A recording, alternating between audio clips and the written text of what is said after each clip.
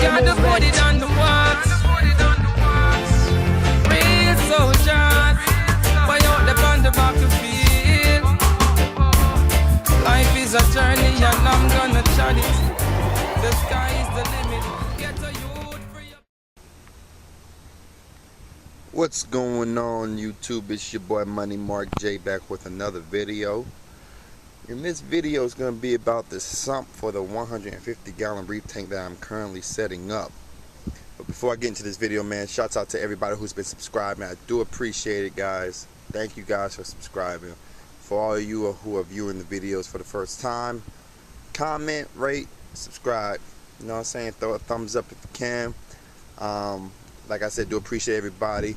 Have any questions, hit me up in the comments below the video, and I'll be happy to give you guys some answers if I can't answer them, and I'll be happy to give you guys some more information. But anyway, this is my backyard. As you guys can see, I need to cut this grass, and that's what I plan on doing later on after this blazing sun. You guys can see that blazing sun, man. It's like 400 degrees out here. But anyway, I'm in the backyard, and this is the basic. Come around this way, I got some more room. This is the tank that I'm going to be used for the filtration system. This is a 55-gallon, but it's different from any other 55-gallon. This 55-gallon here, if you guys can see, it's a 1/4 inch thick of glass. This is a big boy. I can't pick this tank up by myself. I have to get help. If I'm trying to pick it up, I have to get help picking it up. So it's a big boy, it's heavy duty. It's a 55-gallon tank that I got off of Craigslist. I got this tank for $50. $50. I'm serious. No problems. As you guys can see, it's filled with water. I'm just doing a leak test on it, making sure that there's no leakage of water currently right now going on in the tank. I did not. If you guys are setting up stuff, guys, check it out before you set it up. Don't just get it, set it up, you know, especially if it's used. Even when it's new. When it's new, you might have some issues. Something might happen, come bad from the manufacturer. You never know. But always check it out first. The water's been sitting in here for about 25 minutes. Don't see any leaks at all, so that's a good sign. Like I said, I got it used off of Craigslist for $50. I was trying to get a 75-gallon. For around $50, but I couldn't find anybody who will steep that low. So 55-gallon tank for $50, I'm happy with that. I'm cool with that. Basically, so I have the water sitting in here. Just trying to see if it's going to leak or anything. Don't see any leaks. I have some big plans for this filtration system right here. It's going to be some, like I said, you know, whenever you do anything, guys, plan it, research it. Get your sump first if possible. Get your protein skimmer first if possible. Work around your protein skimmer, because you want a good working protein skimmer on your tank. I've had plenty protein skimmers in the past that just did not just did not add up. I bought it after I had a sump. The dimensions wasn't right. Everything was just a bad situation. I planned it wrong and it was my fault. So for you guys out there who are planning on doing this yourself, this is going to be the first time I'm doing an actual sump for my tank. So you know, I got some plans, guys. Stay tuned. Water leak is good. I'm gonna leave it for about 10-15 more minutes just to make sure all the water holds, nothing doesn't happen, nothing crazy doesn't happen. But this tank is a heavy duty tank. The bottom, of course, guys, remember this, if you guys have a tank, always look for the tempered glass. It's upside down, but you can see it anyway. Tempered glass. Do not drill the bottom part of that tank. It will shatter on you. I don't care how good of a glass cutter you are, this glass will shatter on you. So be careful with that. Not the whole thing, just the bottom part where the tape is at, or where that sign is at. But anyway, let me get back to inside of the house. I got some more stuff coming out with this tank, so stay tuned. Alright, peace. Alright, what's good, YouTube? moneymarkj back here, and I got the tank inside the house. I kept the tank outside for a little bit longer, and everything worked perfect on it, so no cracks, no leaks anywhere in the tank. But this is basically showing you guys how the sump is going to be laid out. It's a basic, simple layout I have here. This is going to be the first chamber right here that the protein skimmer sits in. From the corner of this tank to this first baffle right here is exactly 12 inches across here, and it's 11.5 inches high from the top to bottom. That's going to be the first chamber. The second chamber, which is right here, is going to be my Refugium. And guys, look at how big this chamber is.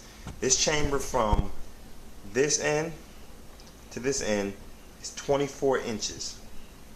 24 inches. So I'm going to have a mighty big Refugium, and I wanted the Refugium to be the biggest part of the tank because I think that the Refugium is really beneficial to the tank in a way. So I was thinking about making the Refugium as big as I possibly can get away with being not going overboard or anything. So that's 24 inches. And then the return part, which is right here, I have this baffle right here all the way down to the bottom of the tank. But then I have this baffle a little bit above, which gives me around about 1.5 inches. It's 2 inches gap right down there. And what's going to happen is, I know I'm probably going to have micro bubbles inside the Refugium because the skimmer's going to be stacked up on some egg crate in the first stage, and the output valve from the skimmer is going to be in the Refugium section, which I don't mind. I don't mind the skimmer's water to be in the Refugium section, and I will tell you guys why later on.